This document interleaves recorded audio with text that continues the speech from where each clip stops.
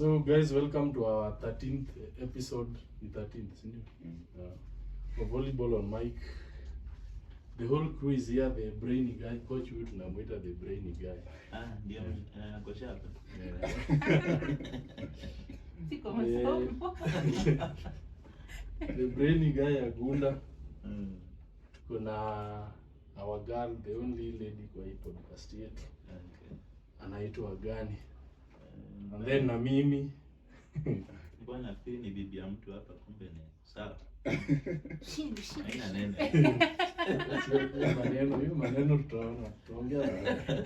Kuna miaka itafika utatafuta. Wewe sema tu shindo hapo. Kuna miaka itafika utatafuta utashangaa.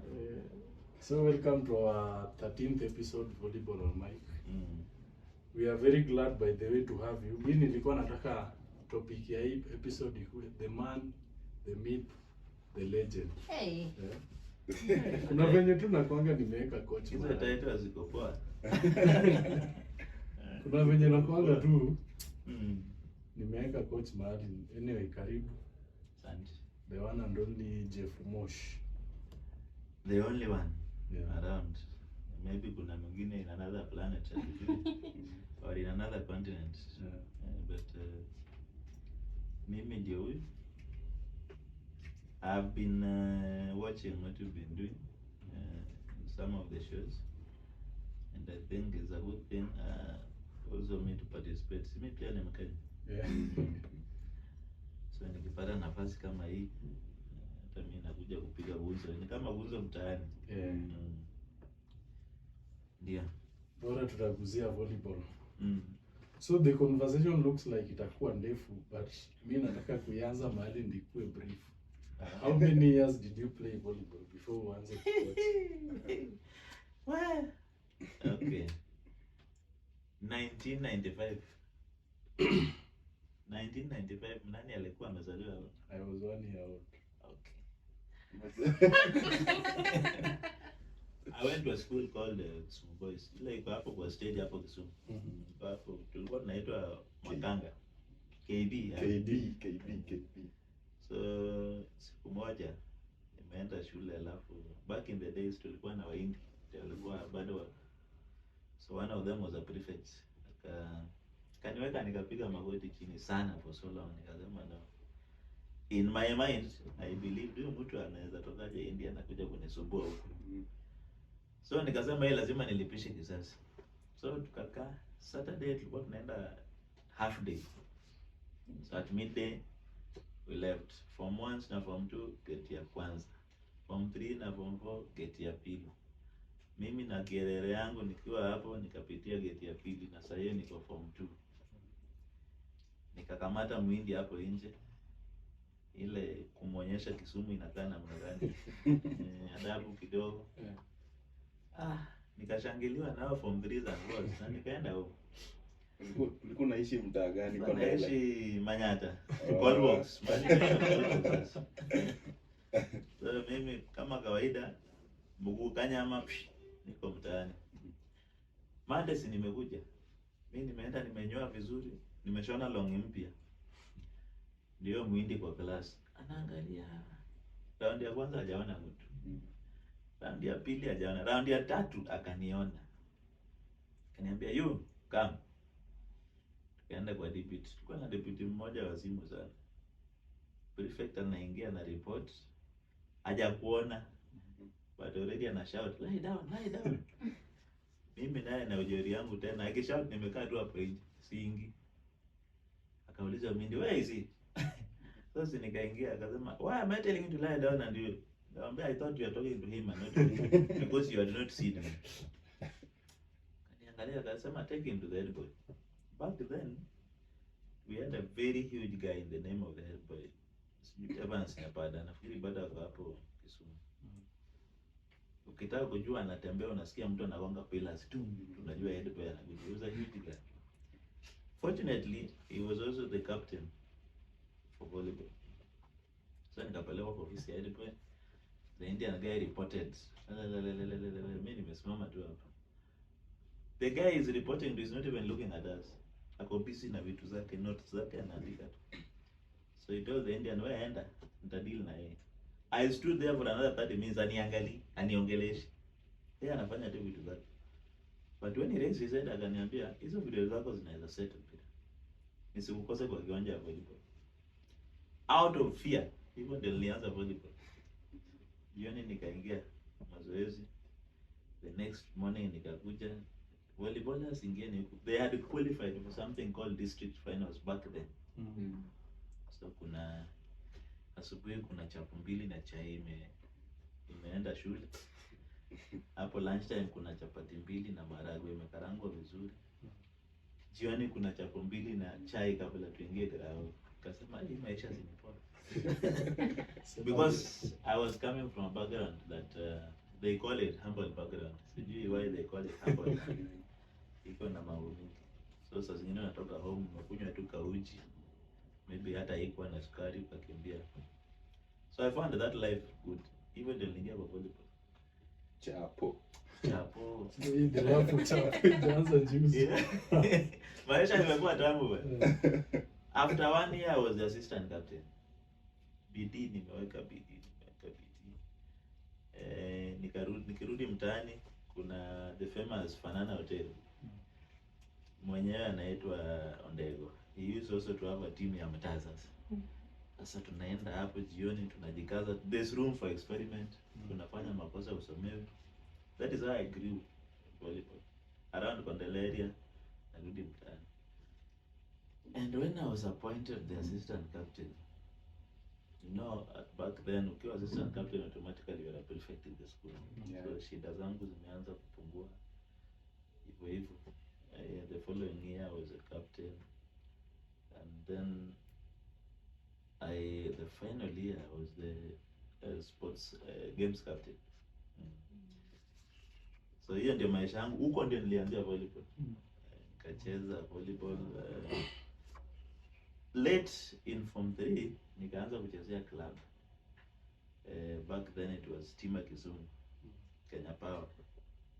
So saa zingine tumeenda trip za Migori, Kisii. Huko na 1600.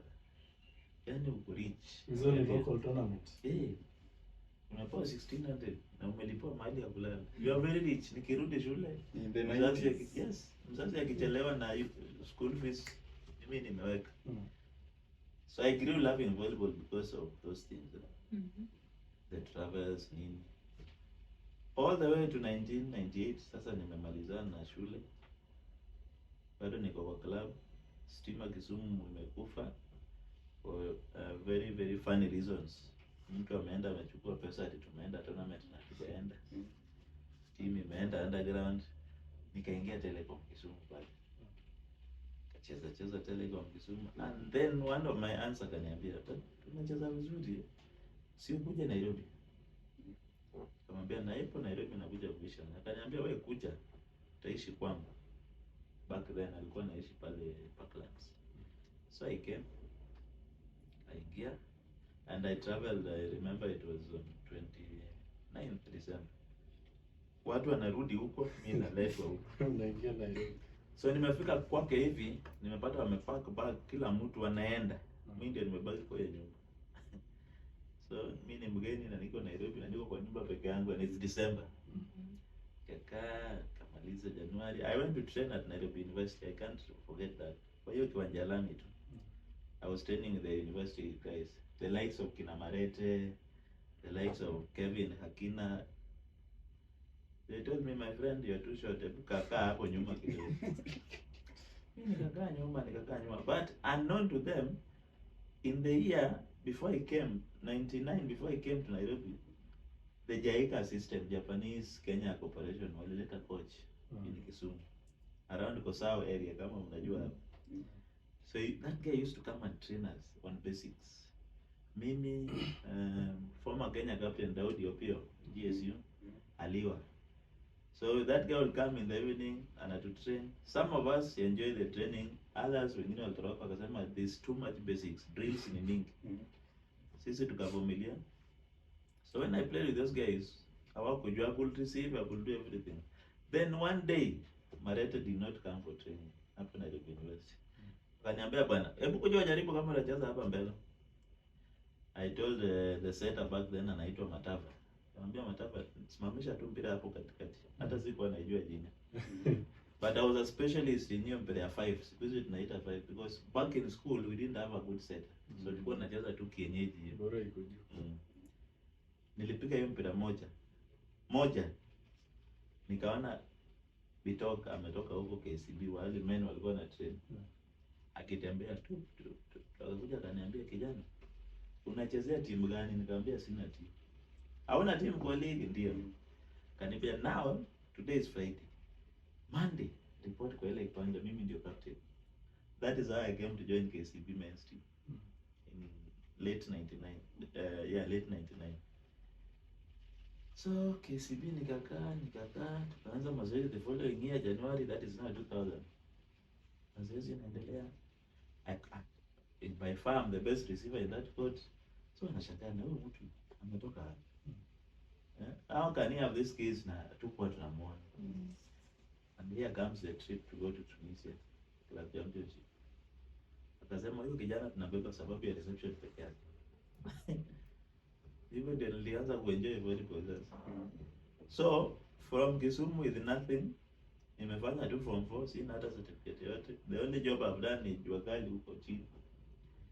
Now niko karibu kupanda ndege. Sasa volleyball inaendelea kuwa tamu. Una passport. Sina passport, sina birth certificate. Sasa Ndio watu wa kitambo hawakuanga na birth let me certificate. tell you, I don't have a passport, sina birth certificate, sina ID. By the way, kwetu ni huko Migori, it's a border town. So to get an ID, you have to be vetted. So I've applied for ID. Migori Kuria. Hizo area hata Busia kuna kuanga na challenges sana penye kuna mpaka. So nimeapply ID, imekaa 3 years sijaiona. Ndio sasa nitafanyaje? And here I am in Nairobi, sina ID na ndege imebaki wiki mbili. Sina ID, sina birth certificate, sina passport, sina yellow fever certificate. Niko hapo na chapa zoezi. Then I had now joined Kenya Poly for a certificate course in computer science. Right now known as Technical University of Kenya. Sasa naenda college nikapata na jamaa mwingine rafiki yangu akaniambia, now I know somebody anaweza kusaidia kwa ID. So we walked through NSSF na by then zilikuwa zimewekwa in bureaus. So Nyanza Bureau, Central Bureau, the older provinces. Nikatafutiwa mtu wa Nyanza Bureau, alikuwa mama. Kaingia kwa ofisi yake. Kaniuliza, what do you want? Nikamwambia, I don't have an ID and I want an ID. Kaniambia, can you tell me the whole story? Nikamwambia, kwetu nimeapply ID, this is the 3rd year sioni ID. Akachukua simu. Akaita wale watu wa fingerprints kwa ofisi yake. Akamwambia, chukueni details yao kijana zote. Tomorrow morning nataka ID yake kwa meza yangu. Na akaniambia, kijana fanya hivi. Rudi. Kesho ukuje saa 2 asubuhi. Kwa hiyo ofisi usiende Malindi. So I went home, came back the morning, kampata ameshafika. ID yangu ameweka kwa meza hivi. Kaiangalia kama hii kitu nimetafuta. Akaniambia, why are you taking so long to get the ID? Unatoka wapi? So nikamwelezea. Akachukua simu. Akapiga simu. Where are the details of these guys? Somebody had deliberately taken my papers akaweka chini ya desk for 3 years. Ziko kwetu. Huko Shago, huko kwa center, ziko huko tu. Amekataa kuzifikisha Nairobi. Zilikuwa zifike Nairobi ziprocessiwe. Yes. So unfortunately he was fired. By phone. Na mimi nikapata ID. How did I know he was fired? When I went back home akatuambia bana, usingetuambia tu. Sasa unaenda kutushtaki. Kaambia that is not the thing. Mimi sikwenda kwa shtaki, nilienda kutafuta ID. Mliambia hapa haiwezekani. Now to cut the long story short, that's I got an ID. Bado 7 days. Tukaenda mahali ingine hapo kwa AG's office pia, jamaa akaniambia, "Kwenu ni wapi?" Migori. Okay. Unataka birth certificate siku gani? Namwambia hata saa hii. Akaniambia, "Weka 1000 hapa ukuje kesho." In the morning the next day my birth certificate was there. Hiyo 1000 ilikuwa ya application ama ilikuwa juu najaribu kuimagine in the current situation sahi huwezi ingia tu kwa ofisi ya mtu na akwambie kesho asubuhi kujia hivi. Yes.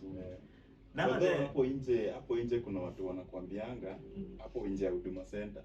Kuna watu wanakuanda mapema wakwambia ukilipa hivi kesho itakuwa.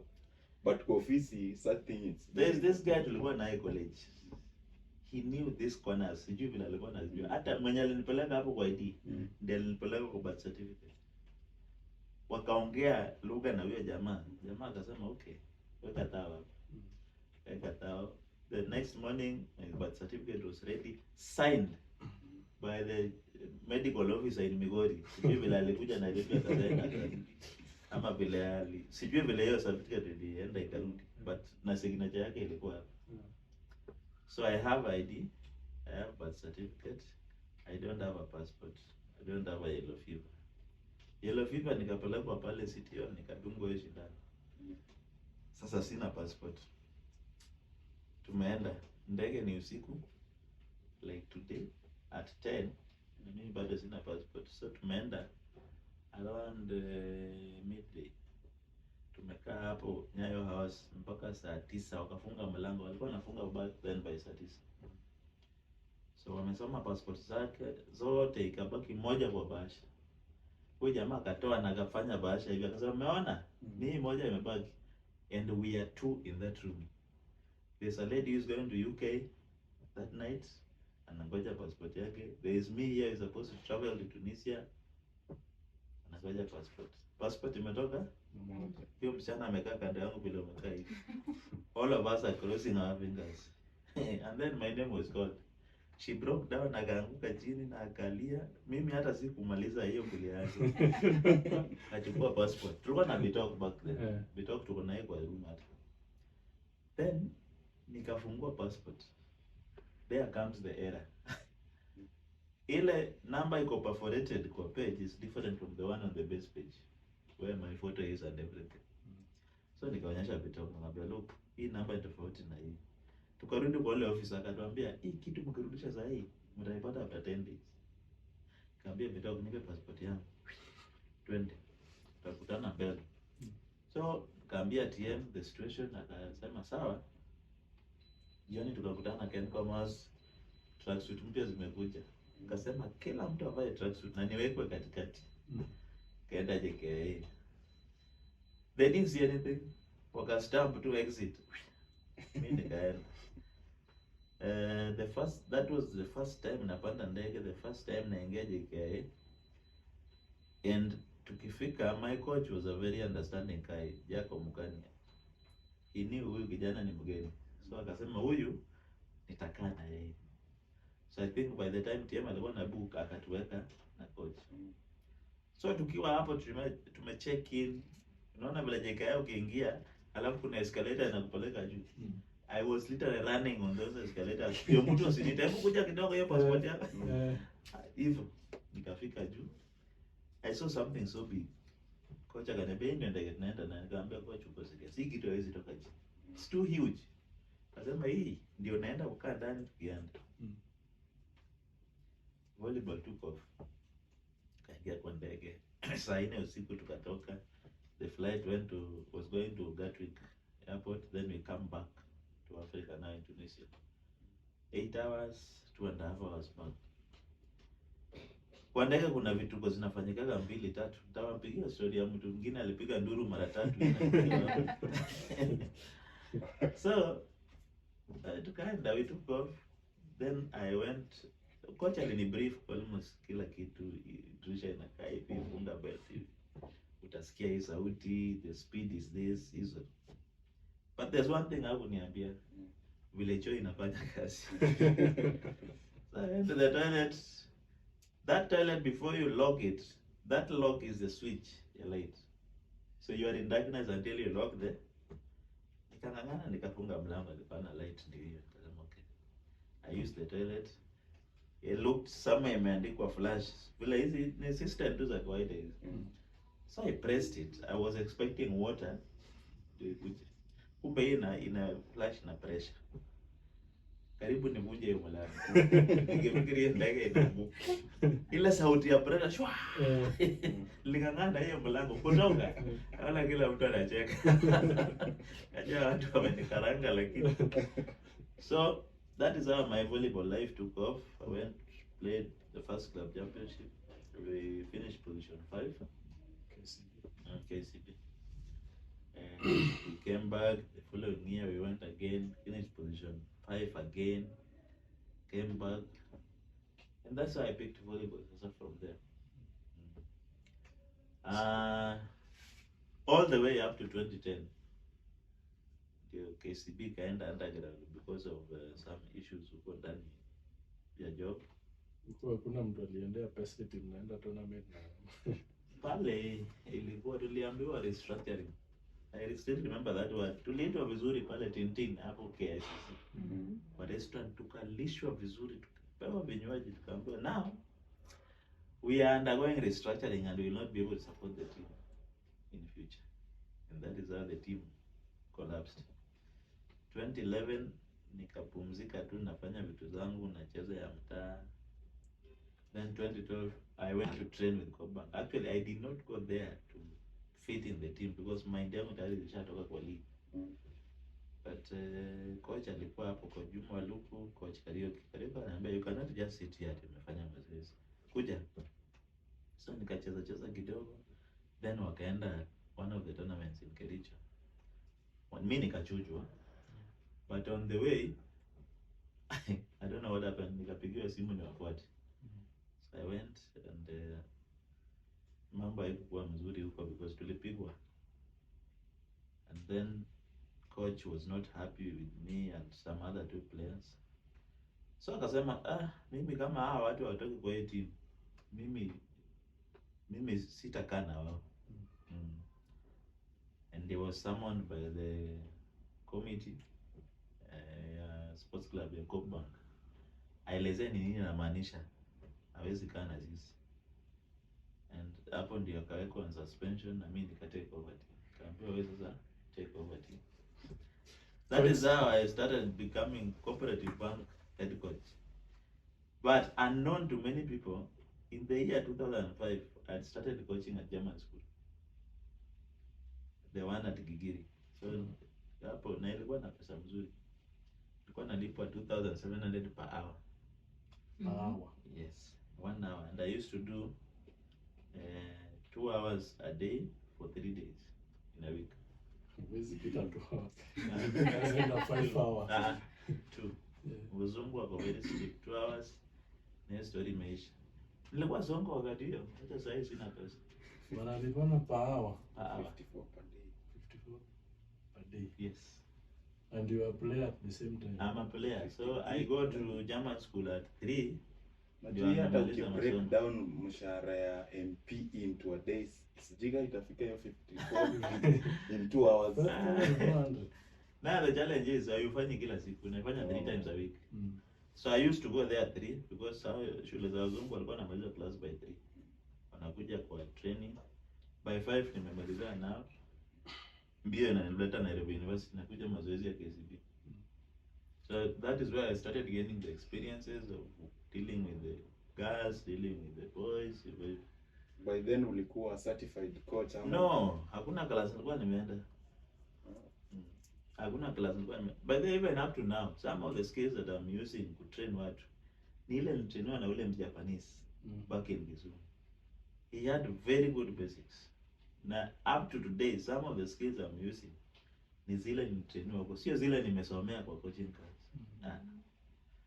And I grasped a lot of what he was telling us. He was a very patient guy, by the way. So, hivyo 205 nimecoach mpaka 209. 209 nikaanza coach my former college tuk. Pia nimewacoach kidogo nikatoka hapo. Then now nikaingia Kobank. All the way to 2017 Kobank ikarifanya restructuring kama ile kesi. But actually what happened is one of the basketballers got injured and they went to the press because the policy back then, ukiwa mgonjwa ama ukiumia you go to the hospital unajitibu and then they refund. Nafikiri hapo ana pesa. So MD akaona akasema hii ni gani tena? So akasema stop all the sports tumalizane na hizi story. Mpaka sasa hajamalizana from 2017. Mchezaji hajaipona. Mchezaji hajaipona. Now when I left, okay, before I even left Cope, around 2015, 2016 up, I came up with a program I would train watu tu kwa mtaa. I will call them Saturday, saa 3 mpaka saa 7. Saa 3 asubuhi mpaka saa 7. The likes of Luke, the likes of Mutua, Matthew. I used just to train them. Nawaita tu na wa train wanaenda. Nawaita na wa train wanaenda. So bado nilikuwa nafanya kitu mtaani. When Cope went under, nikaendelea na yeye ya mtaa sasa. Sasa tukakuja tukapartner na Luke and another guy. Tukaanza kutrain watoto wadogo sasa. During school holidays tutatupata hapo saa 3 mpaka saa 7. Free of charge. Free of charge. In fact, at some point we buy them bananas, ama tunanunua kitu wanaweza kula hivyo hivyo. That's why they are comfortable around you. Kina Luke, they are very comfortable around coach. Yeah. Ni watu nimetrain, ni watu nimetoa mahali tu kusaidiana nao. Because I like growth. Growth is when you also train somebody else to take over from you or to do it better than you. Yeah. So hapo ndio coaching skills zangu nilikuwa na zisharpen kidogo. From 2017, 2018 Equity wakani engage for 3 legs. Then ikaisha Saba 3 seasons. 3 legs. 3 legs. Nakuru wote na wapi? Nakuru wote na somewhere 3. And we parted ways. Nasikianga. Coach alikuwa anasema unafukuzwa na simu. Mimi hata sikupigiwa simu. Tuliwachana season ikiisha. And I expected that the following year watani they had picked you ka season inaelekea kuisha. Yes. So the then coach Mkopi got an assignment or kind of an engagement huko kwa county yao. So he left the team and went back, and I was given that opportunity to complete the season. So nikamaliza, and I thought maybe after the following year watani 2019 sasa watani engage further. Niliona tu fulani takes over from Equity. Mimi hata kuna mtu aliniongelesha. Uliona kwa gazeti? Kwa news, ilitangazwa kwa news. And I was seated that day, mimi na wife na watoi. Tunaona news. Tunaona so and so takes over Equity. And nikasema, me I don't price so much for these things. Uwezi pata na sukuma sana. Just did my best. So nikabaki hanging again. 2019 hanging, 2020, then 2021, no, around 2019 there. You know, previously I had met Richard in 2017.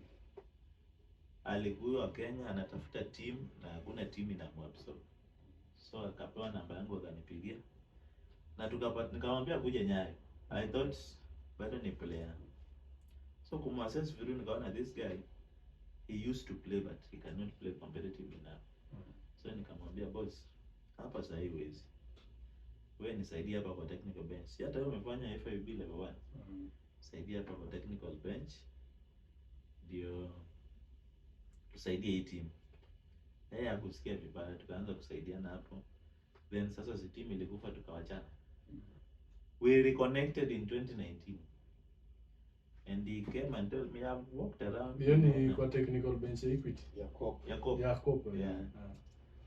So in 2019 tukapatana kaniambia, "Hey boss, nimeona wachezaji wazuri kwa hizi different teams. And I don't think they're training properly. I want to start a program for 3 months. I want you to come and train these guys. I'll be paying you.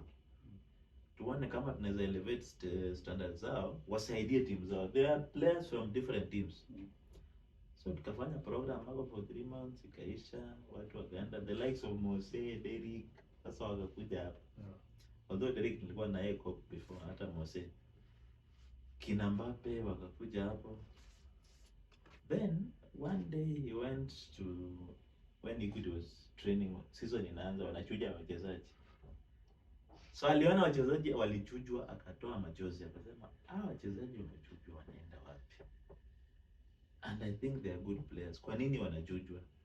That's when he called me again, akaniambia now we are putting the league in the team. Akaniambia boss, haujui kitu kuweka league kwa team na maanisha. So we met at Two Rivers at cafe. Kakaa chini kwa nikamwambia, are you sure you want to put a team in the league? This is the budget. Nikamwambia budget. Akaniambia don't worry. Tafuta jina ya team. Tunaenda kuregister hiyo team. So tukaflout 3 names.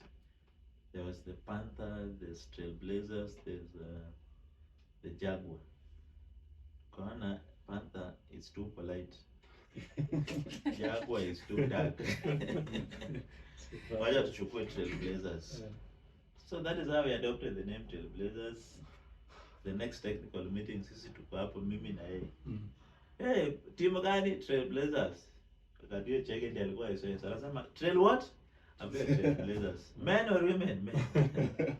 So Trailblazers came into being. So that has been my life for volleyball. Huku ups and down, kule pale nini. I played Kikoso, kama mnajua Kikoso nini. I played Kimska, ile intermunicipalities wakati ilikuwa. Kikoso I played with MOTC. There's a team called MOTC, Ministry of Transport and Communication. I played Kikoso again with Kenya Railways. I played for Kenya Railways. I played Kimska using Naivasha Municipal Council. Unajua mimi nilikuwa naitwa volleyball iko hapa kuja. I love volleyball up to today. I played which other have I not played? Kusa I didn't play because Kusa came later. Tulikuwa tunacheza Ketisa. Yes. So I played Ketisa several. I have a number of medals. Tulisaidia tu kushinda number of trophies. And I played mtaa. Hii mtaa na hivi sijui kama kuna mahali sijacheza. Hata kama siku hizi nakujaga kuangalia tu. Nimecheza mtaa ya Naivasha, ya Nakuru. I played for a team called Kabimoi in Eldama Ravine. Back then it used to get sponsorship from Musa Serma and Kipkemei Serma. Walikuwa kwa serikali ya Moi. In fact, through that tournament ndio nilipata nafasi ya kusalimia President Moi na mkono. Sijai salimia president mwingine tena. Moi alikuja kwa tournament. Moi alikuja kwa harusi ya Kipkemei Serma. Na nilikuwa invited. So si anasalimia marafiki za Serma kwa sababu ni they are family friends. Nikapata nafasi ya kusalimia baba wa taifa wakati hiyo. Na kusalimia Sare. Kusalimia na kaki. But hii mchuje yenye watu uchuje rather trials watu huenda huko huko waipitie hiyo system. Mchezaji mwenye hajawahi pitia mchujo si mchezaji. I remember still when I was still in Kisumu back in 1998. Tulikuwa tunatrainia hii we used to have inter provinces. Nyanza province imeleta team, Nairobi province, Central. We meet in Nairobi tunapigana.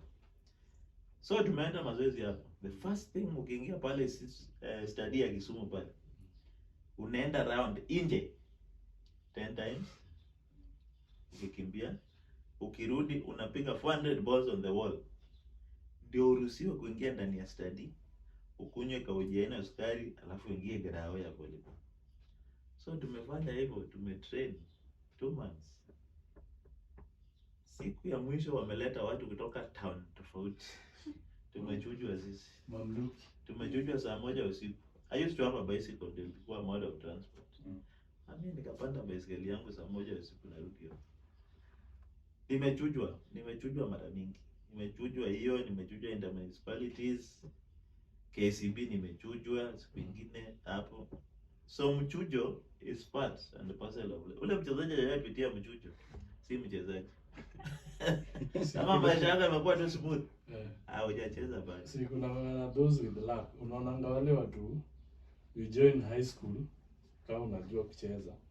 Maybe utoke primary kama unajua kucheza. Uko na basics, ukuwe absorbed kwa high school yenye maybe inapeana scholarship.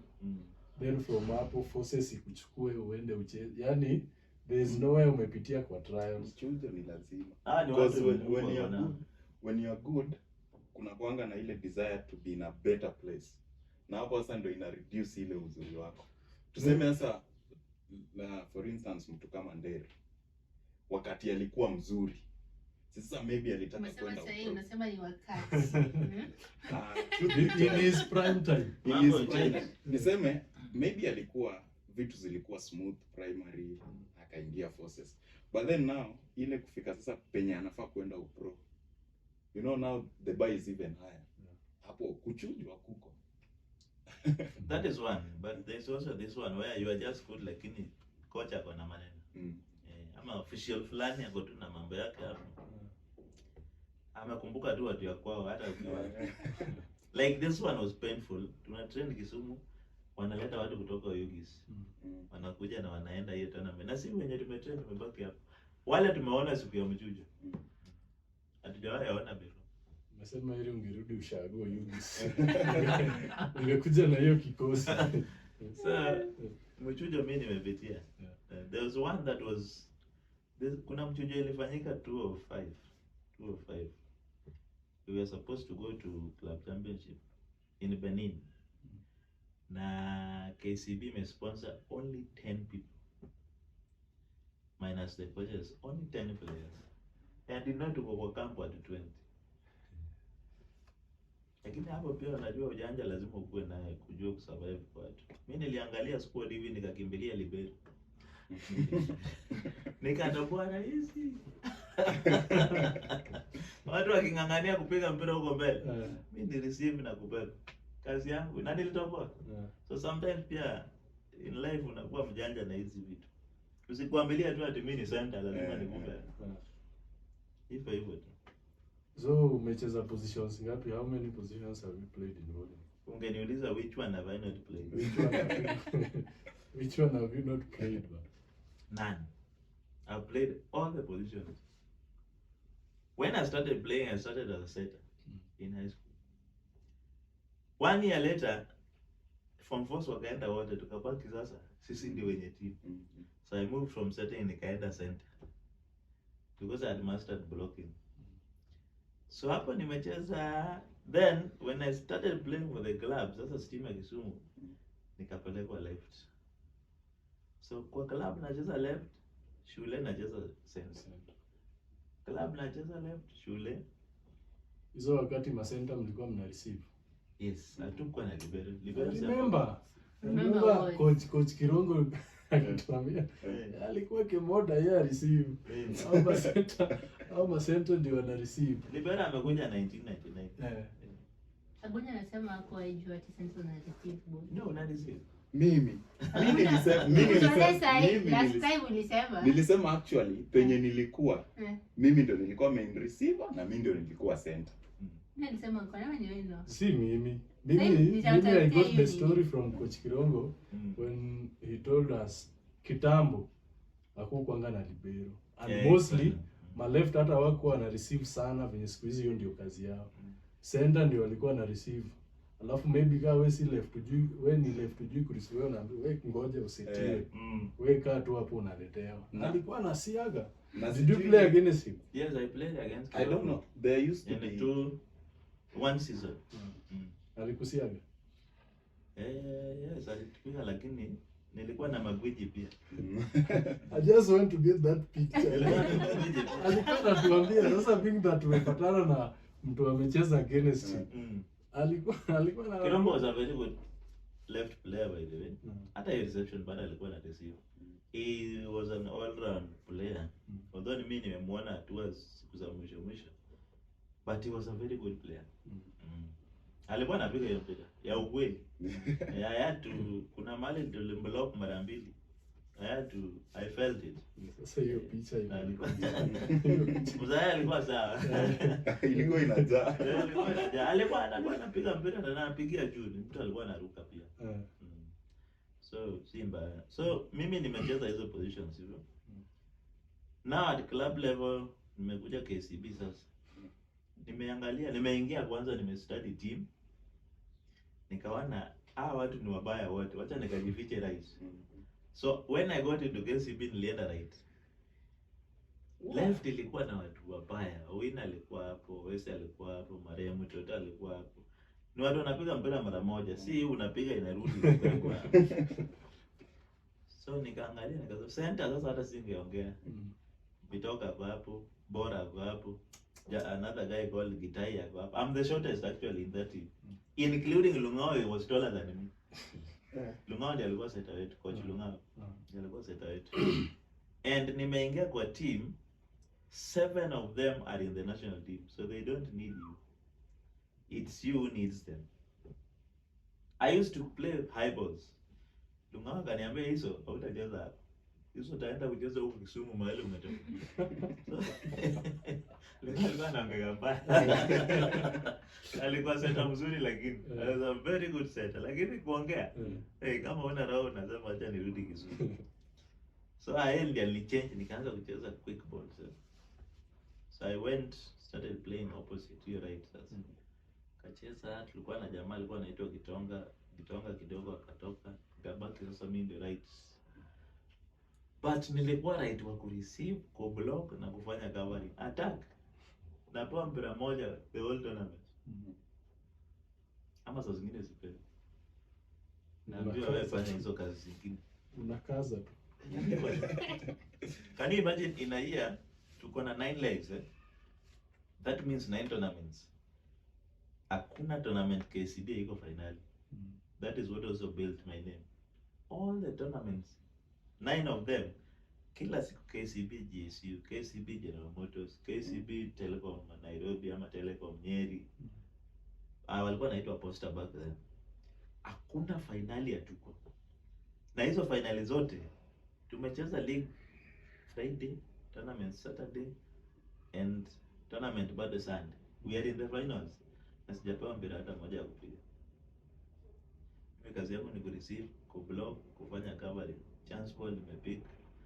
And I'm just there enjoying volleyball. 2 attackers only. Owino na Bitok ndio napiga mpira. The rest of us kama moja unaibiwa alafu hizo zingine sasa. Kama hii ni ya kutengeneza siku. At the end of the day tumeshinda tournament. Like there's a year tulishinda everything. All the tournaments plus the league. Na nikihesabu mpira nipewa that year azipiti tano. The whole year. So nimecheza. Saa hii mwezi nyinyi. Kocha angekuwa Rambo. Saa hii mwezi nyinyi. The most players nowadays. Acha kisumuka usimpatie ball za vijana. Na mimi by the way say. Imagine kocha angekuwa Rambo manya. Saa hii nyinyi mwezi. Nyinyi mimi nilikuwa niko tu sawa. Kwa sababu si tunashinda. Kwani kuna shida gani? We are winning anyway. What is the problem? See, at the end of the day, nataka win. And I didn't, I was a silent guy. I didn't want this fame, so much of a fame. Huyu anapiga mpira huyu sasa. I had been scared actually when I got into volleyball. Waliniambia, the first outing in Kericho, wakaniambia, boss, hii volleyball iko na maugonjwa. Ukijaribu hao wasichana unaona utaguzika. Nani atakufa? But is it true? Back then hizo ugonjwa zilikuwa But you were not there. Anashangaa back then.